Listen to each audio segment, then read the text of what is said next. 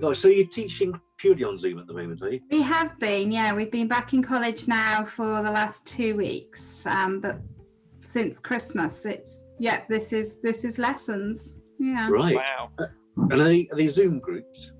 Yeah, so they're groups. Yeah, we have the whole class in on Zoom, and yeah, we do a death by PowerPoint, and I taught a very ineffectual instrument lesson by going, oh, can you see that's a hemostat? Which didn't work at all. Looks like a biro, Sam. I thought it was a biro. Yeah, well, I try to get away with different things, yeah, and and these are retractors. But that's a biro as well. These are Finocchietto rib retractors. No, that's a corkscrew. See, it just doesn't work. It doesn't lend itself. So this is the college that you've been working at for, is it 4 years now, 3 years?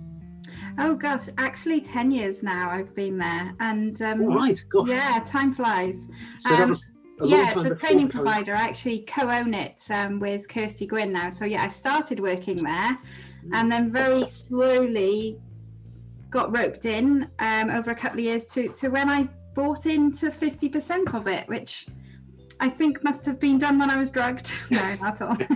Hence, only having Coca-Cola now. Yeah, exactly. Learn your lessons.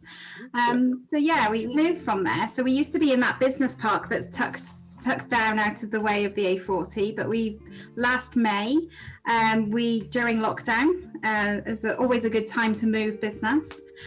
We actually moved the college then further into Monmouth. So we got a purpose-built premises now in Monmouth town itself, which is a bit better for the students, because it was beautiful down in Wirestone, which was where we were. It was lovely deer park, and it was lovely settings. Yes. But if the students wanted to go for some food or have a drink, there was absolutely nothing there. So we moved it into Monmouth. So now we have the shops and the pub and the chip shop, of course, which is useful for lunchtime. So I suppose they could have brought down. Hang on, Julian. Hang on. So instead of sitting on the grass outside in the middle of the deer park, eating their sandwiches, watching the red deer roaming around in the Wye Valley, they can now go to the chip shop. Yeah.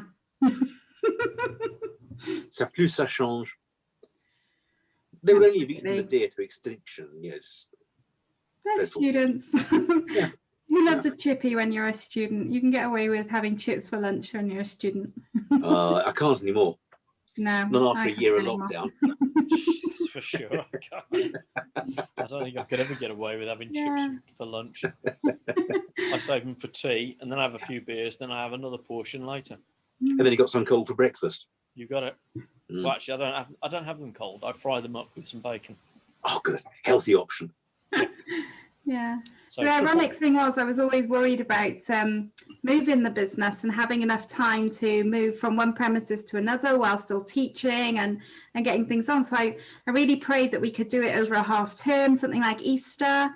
But I really didn't anticipate having a whole year to move the business in lockdown. If only they could close Wales for a year, we could really crack on with it. Yeah, I think I wished a bit too hard on that one. You did.